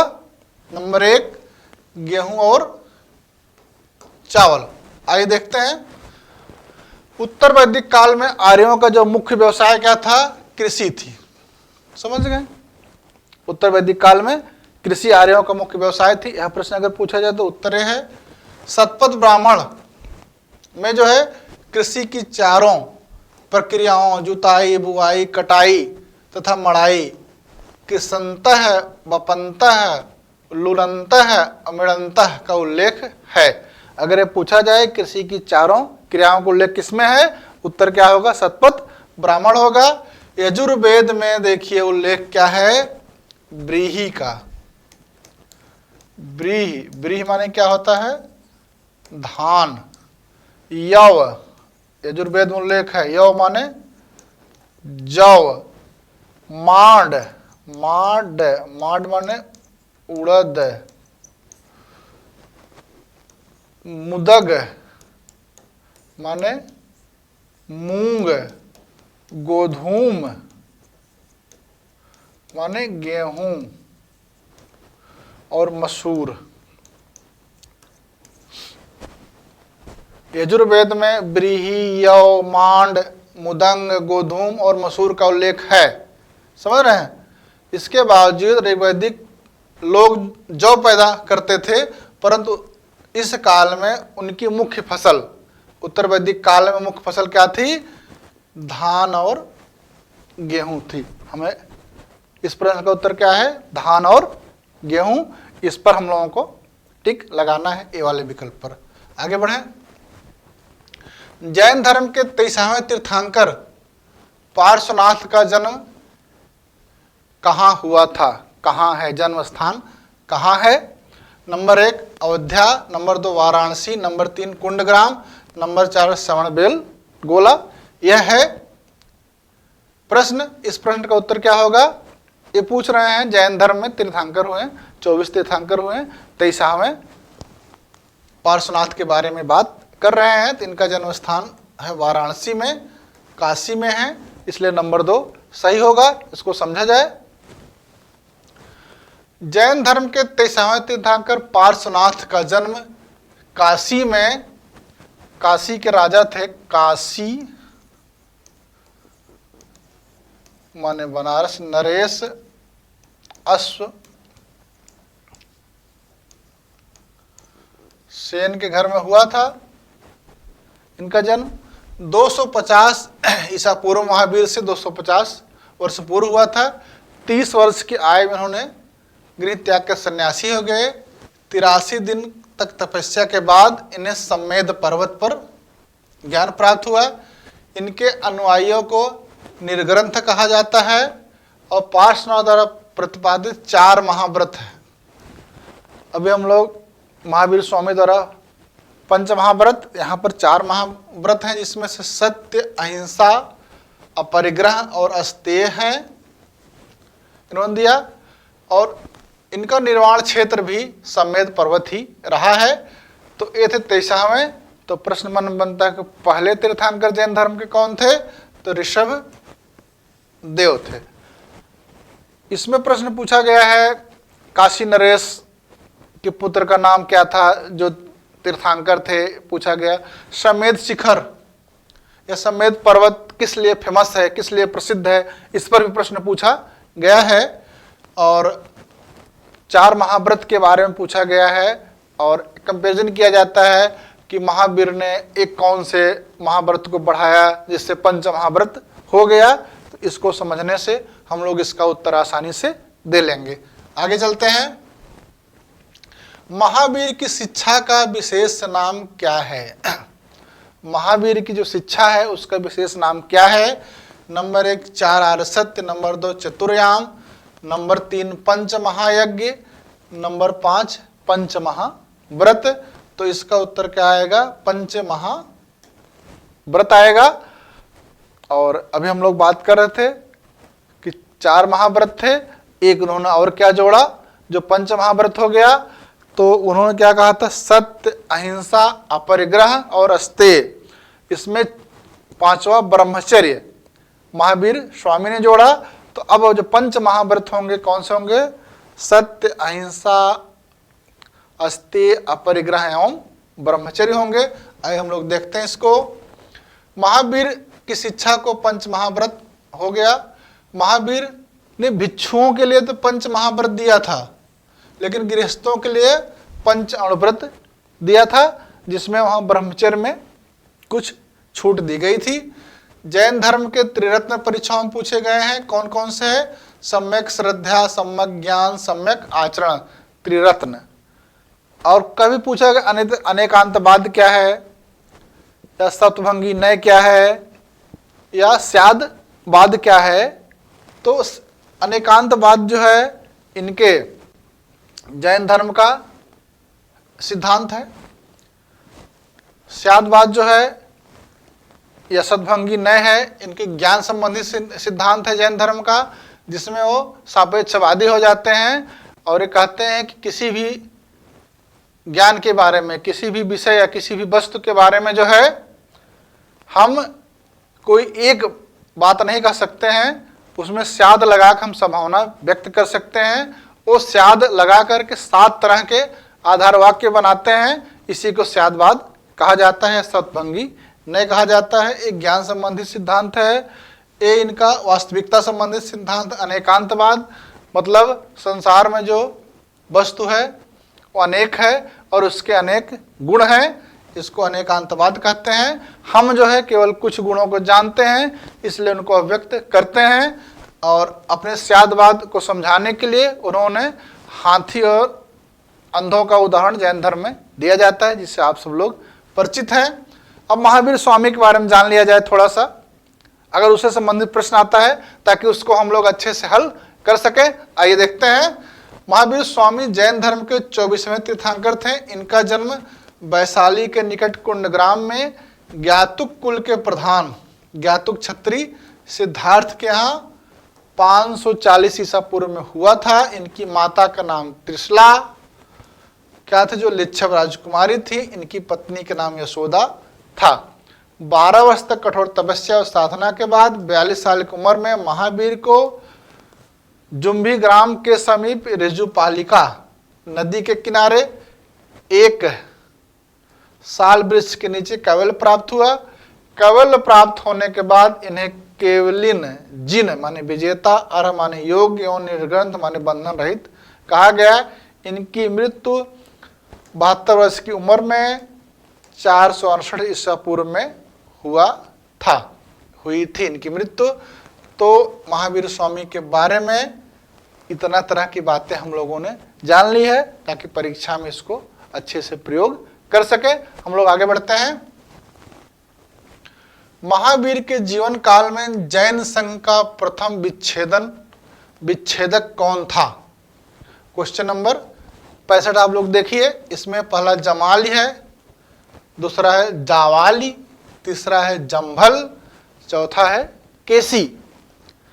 तो जैन धर्म में, जैन संघ में पहली बार विद्रोह करने वाला, विच्छेद करने वाला कौन था? तो इसका उत्तर क्या होगा? जमाली है। जमाली कौन था? महावीर की एक पुत्री थी प्रियदर्शना, उनका पति था और महावीर का वो पहला शिष्य भी था, और उसी ने पहला उन पर विच्छेदन भी किया है।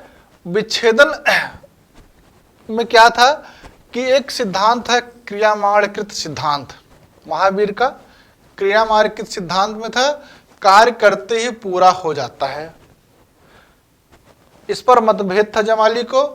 इसकी चक्कर में उन्होंने छोड़ दिया संघ को, एक नया सिद्धांत दिया बहुरतवाद। बहुरतवाद माने कार्य पूरा होने पर ही पूरा माना जाएगा। क्रियमाणकृत सिद्धांत कहता है कार्य आपने शुरू किया वो पूरा हो जाना है। और बहुरतवाद क्या कहता है, कार्य जब पूरा होने पर ही पूरा उसको माना जाएगा। इस तरह से जो है बहुरतवाद और क्रियमाणकृत सिद्धांत पर जमाली ने जैन संघ में पहली बार विच्छेद उत्पन्न किया था। दूसरी बार जो है तीस गुप्त ने किया था। दूसरा विद्रोह जमाली के 2 वर्ष बाद, 2 वर्षों के बाद में किसने किया था, तीस गुप्त ने। अगला नाम जमाली के बाद अगर हम देखते हैं तो किसका आएगा, तीस गुप्त का। हम लोग अगला प्रश्न लेते हैं 66। बौद्ध धर्म को स्वीकार करने वाली प्रथम महिला कौन थी? Number 1 Yashodhara, number 2 Mahamaya, number 3 है बिंबा, नंबर 4 है गौतमी। तो प्रजापति गौतमी पता है, उनकी भी माता थी। उन्होंने पहली महिला थी जिन्होंने बौद्ध धर्म को स्वीकार किया था। ज्ञान प्राप्ति के 8वें वर्ष वैशाली के लिच्छवियों के आमंत्रण पर वैशाली आने पर उनके सम्मान में कूटाग्रशाला विहार बनवाया। अपने प्रिय शिष्य आनंद के कहने पर, किसके कहने पर, वैशाली में महिलाओं को संघ में प्रवेश की अनुमति दी। उनकी विमाता मौसी प्रजापति गौतमी संघ में शामिल होने वाली पहली महिला थी। समझ गए, संघ में शामिल होने वाली पहला महिला कौन थी, विमाता या उनकी मौसी महाप्रजापति गौतमी थी। अन्य महिलाओं के बारे में भी जान लिया जाए जो बौद्ध धर्म से संबंधित रही हैं। उसमें आइए यशोधरा, बुद्ध की पत्नी यशोधरा ने पवज्जा ग्रहण की तथा संघ के नियमों का अनुपालन किया। नंदा, नंदा कौन थी, प्रजापति गौतमी की पुत्री थी, बुद्ध की बहन थी, इसने भी दीक्षा ग्रहण की थी। क्षेमा, क्षेमा या खेमा बिम्बिसार की पत्नी थी, उन्होंने पवज्जा ग्रहण किया था। आम्रपाली वैशाली की गणिका थी, इन्होंने बौद्ध धर्म ग्रहण किया था। विशाखा, विशाखा कौन थे, अंग जनपद के भद्दी ग्राम के श्रेष्ठी एक व्यापारी थे की पुत्री थी। इसने अपने धन बौद्ध संघ को दान दिया जिससे श्रावस्ती में पूर्वाराम विहार का निर्माण हुआ। विशाखा ने पूर्वाराम विहार का कहाँ पर निर्माण करवाया था, श्रावस्ती में। तो पहली महिला जो बौद्ध धर्म ग्रहण किया था उसका नाम, शेष और महिलाएं जो बौद्ध धर्म से संबंधित हैं उनके बारे में हम लोगों ने जान लिया है। अब अगले प्रश्न पर चलते हैं। 67 किस स्थान पर महात्मा बुद्ध ने प्रथम धर्मोपदेश दिया था? नंबर 1 सारनाथ है विकल्प में, नंबर 2 बोध गया है, नंबर 3 है कुशीनगर, नंबर 4 है लुम्बिनी। तो इसका उत्तर क्या होगा, सारनाथ। सारनाथ आइए जानते हैं। 35 वर्ष की उम्र में बोध गया, बोध गया किसे कहते हैं, उरुबेला, उरुबेला इसका नाम था। वैशाख पूर्णिमा की एक रात वट वृक्ष, पीपल के वृक्ष के नीचे निरंजना नदी के तट पर सिद्धार्थ को ज्ञान प्राप्त हुआ। इसी दिन से वे तथागत हो गए तथा गौतम बुद्ध के नाम से प्रसिद्ध हुए। बोध गया उरुबेला में ज्ञान प्राप्त हुआ तो वहां से वो चले आए सारनाथ, जिसे ऋषिपत्तनम या मृगदाव, मृगदाव इसलिए कहा जाता था कि वहां पर मृग रहा करते थे। आज भी आप सारनाथ जाएंगे तो उधर जो है मृगों के लिए अलग से रहने की व्यवस्था की गई है। आए यहाँ पर 5 ब्राह्मण सन्यासियों को अपना प्रथम उपदेश दिया जिसे बौद्ध धर्म में धर्म चक्र परिवर्तन नाम से जाना जाता है। तो यहाँ से प्रश्न बनेगा, उरुबेला उनको ज्ञान कहाँ से प्राप्त हुआ? उन्होंने जो पहला ज्ञान दिया हुआ क्या था, ये 5 ब्राह्मण सन्यासी वो पहले से भी उनके साथ थे बुद्ध के साथ में, लेकिन जब उन्होंने देखा तपस्या में बहुत अधिक जो है लीन हो गए हैं, अपने को बहुत कष्ट दे रहे हैं, तो 5 ब्राह्मण सन्यासी भाग करके ऋषिपत्तनम, मृगदाव या सारनाथ चले आए थे। जब उन्होंने बोध गया में ज्ञान प्राप्त करने के बाद सारनाथ आए तो इन्हीं 5 को अपना पहला शिष्य बनाया। आगे चलें। पाशुपत संप्रदाय का मुख्य देव कौन था? पाशुपत संप्रदाय की स्थापना किसने की थी? नंबर 1 लकुलीस है विकल्प में, नंबर 2 भैरव है, नंबर 3 मत्स्येंद्र नाथ है, नंबर 4 अल्लप्रभु है। तो इस प्रश्न का उत्तर क्या होगा? पाशुपत संप्रदाय कह रहा है, लकुलीस से जुड़ा हुआ है। आइए इसको हम लोग समझते हैं। पाशुपत संप्रदाय शैव धर्म का सबसे प्राचीन संप्रदाय है। पाशुपत संप्रदाय किससे निकला हुआ है? शैव धर्म से निकला हुआ है। इसके संस्थापक लकुलीस या लकुली नामक ब्रह्मचारी थे, जिन्हें शिव के 18 अवतारों में से एक माना जाता था। इस संप्रदाय के लोग हाथ में लकुड़ या दंड लेकर चलते थे, जिसे शिव का जो है प्रतीक माना जाता है। इस संप्रदाय के अनुयायियों को पंचार्थिक कहा जाता था। क्या कहा जाता था? पंचार्थिक कहा जाता था। पंचार्थिक इसलिए कहा जाता था कि 5 पदार्थों की सत्ता को मानते थे। वो 5 पदार्थ हैं कार्य, कारण, योग, विधि, दुखांत। वो 5 पदार्थ कौन से? कार्य, कारण, योग, विधि और दुखांत। अब पाशुपत संप्रदाय का प्राचीनतम उल्लेख कहाँ से मिलता है, कहाँ से दिखाई पड़ता है? इसका प्राचीनतम अंकन कुषाण शासक हुबिस के एक मुद्रा पर मिलता है। गुप्त शासक चंद्रगुप्त द्वितीय के मथुरा लेख में उदिताचार्य नामक एक पाशुपत मातानुयायियों का उल्लेख मिलता है। कहा जाता है कि उदिताचार्य ने जो है शिव की पूजा की, पाशुपत की पूजा की। महेश्वरकृत पाशुपत सूत्र तथा वायु पुराण में पाशुपत संप्रदाय के सिद्धांतों की जानकारी होती है। आज भी काठमांडू के पशुपतनाथ मंदिर में श्रद्धालु जाते हैं। पशुपतनाथ मंदिर कहाँ पर है? नेपाल में है, काठमांडू पर है। तो इसमें देखिए प्रश्न क्या क्या बन सकते हैं। एक तो किससे जुड़ा हुआ है? शैव धर्म से है। लकुलीस के बारे में पूछा जाए, पंचार्थिक के बारे में। पहला अंकन किसकी मुद्राओं पर मिलता है? हुबिस की। फिर चंद्रगुप्त के समय मथुरा अभिलेख पर भी किस धर्म का बारे में जानकारी मिलती है। और पाशुपत सूत्र किसने लिखा है? महेश्वर द्वारा लिखा गया है। और पशुपतनाथ का मंदिर कहाँ पर है? इतने प्रश्नों का उत्तर आपको यहाँ से मिलेगा। आगे चलते हैं। 69 है, 69 नंबर क्वेश्चन है। चंद्रगुप्त मौर्य की एक पत्नी सेल्यूकस निकेटर की पुत्री थी, उसका नाम क्या था? नंबर 1 कुमार देवी, नंबर 2 दत्त देवी, नंबर 3 करुआकी, नंबर 4 हेलेन। यही है। तो सिकंदर के बाद जो है उसके जो पूर्वी प्रदेशों का शासन या अधिकार किसको मिलता है? सेल्यूकस निकेटर को। और सेल्यूकस निकेटर की पुत्री हेलेन का विवाह जो है चंद्रगुप्त मौर्य से होता है। इसको हम लोग समझते हैं।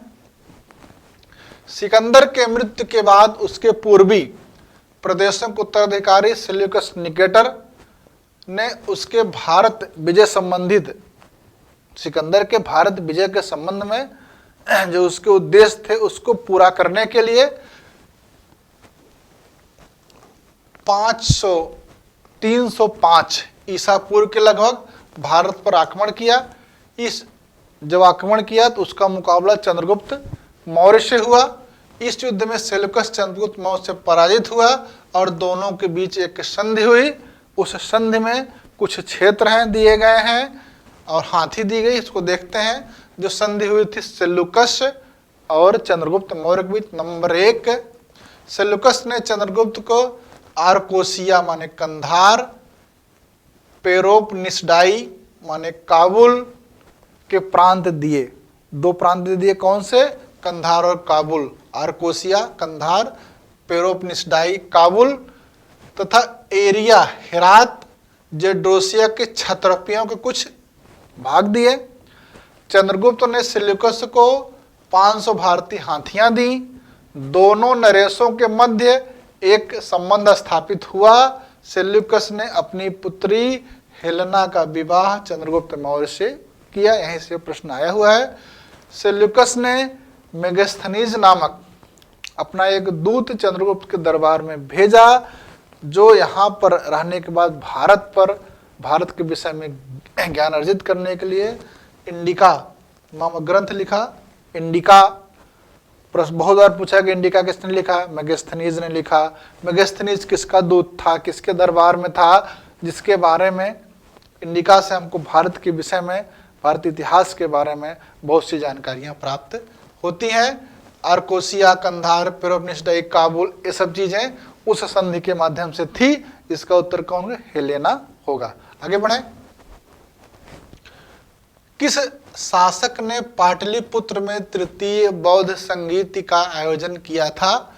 Number 1 Menander, number 2 Ashoka, number 3 Kanishka, number 4 क्या है? हर्ष। ये विकल्प है हमारे।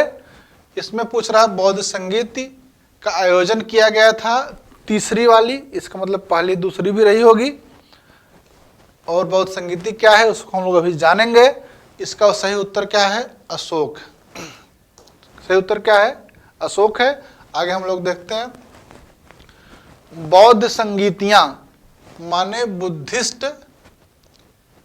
काउंसिल, इस प्रकार की एक प्रकार की बौद्ध सभा या परिषद है जहां पर बौद्ध भिक्षु और विद्वान इकट्ठा होकर बौद्ध धर्म और दर्शन पर परिचर्चा करते हैं। इस तरह की संगीतियां 4 बार हुई हैं, जिन्हें क्रमशः प्रथम, द्वितीय, तृतीय और चतुर्थ बौद्ध संगीति के नाम से जाना जाता है। पहली बौद्ध संगीति राजगृह के सप्तपर्णी गुफा में हुई है। वो 483 ईसा पूर्व में हुई है और इसमें जो है अध्यक्षता महाकश्यप ने किया था। और उस समय राजा अजातशत्रु थे, हर्यक वंश के राजा थे, अजातशत्रु थे। और इसमें जो है विनय पिटक और सुत्त पिटक का संकलन हुआ। विनय पिटक और सुत्त पिटक का संकलन हुआ था प्रथम बौद्ध संगीति में जो कार्य हुआ था। द्वितीय बौद्ध संगीति कहाँ हुई थी? वैशाली में हुई थी। पहली बौद्ध संगीति से 100 वर्ष बाद हुई थी, 100 वर्ष बाद हुई थी 383 ईसा पूर्व में, जिसकी अध्यक्षता किसने किया था? सरकौमनी ने। और जिसमें शासनकाल के साथ कालाशोक का शिशुनाग वंश के शासक थे। इस समय अस्थाविर और महासांघिक में विभाजन हुआ था। बौद्ध धर्म में अस्थाविर और महासांघिक का विभाजन इस समय हुआ था। तीसरी बौद्ध संगीति कहाँ हुई थी? पाटलिपुत्र में हुई थी। ये कब हुई थी? 251 ईसा पूर्व में हुई थी, जिसकी अध्यक्षता किसने किया था? मोगलपुत्तिस ने किया था। शासनकाल किसका था? अशोक का था। यही प्रश्न पूछा गया है। इसमें क्या हुआ था? संघ भेद के विरुद्ध कठोर नियम बनाए गए थे और अभिधम्म पिटक, बौद्ध धर्म में 3 पिटक हैं, सुत्त पिटक, विनय पिटक और अभिधम्म पिटक। इसमें किसकी रचना हुई थी? अभिधम्म पिटक हुई थी। चतुर्थ संगीति का आयोजन कश्मीर के कुंडल वन में हुआ था। ईसा की प्रथम शताब्दी में हुआ था। इसकी अध्यक्षता किसने की थी? वसुमित्र ने की थी। उसमें उपाध्यक्ष भी बनाए गए थे। किसको बनाया गया था? अश्वघोष को उपाध्यक्ष बनाया गया था। इसमें बौद्ध धर्म हीनयान और महायान 2 संप्रदायों में बट गया। बौद्ध संगीति क्वेश्चन तो केवल तीसरे से पूछा गया है, लेकिन किसी से भी पूछा जा सकता है। और यह प्रश्न घुमा फिरा करके यही पूछा जाएगा, कहाँ पर हुई थी, उसके अध्यक्ष कौन थे, किसका शासनकाल था, उसमें क्या क्या काम हुए। इस तरह से हम लोगों ने जो है पीजीटी की वर्ष 2000 की परीक्षा के पहली क्लास में 1 से लेकर के 35 तक के क्वेश्चन पर डिस्कशन किया था। आज की क्लास में हम लोग 36 से लेकर के 70 पर डिस्कशन कर लिया है।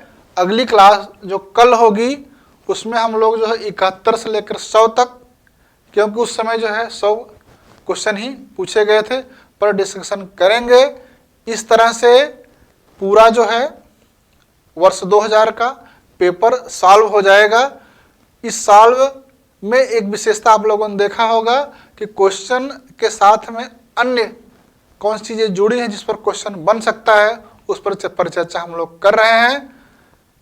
आप लोग इसको जो है बार बार देखिए, बार बार इसको समझिए, प्रैक्टिस करते रहिए, सफलता आपको अवश्य मिलेगी। बहुत बहुत धन्यवाद।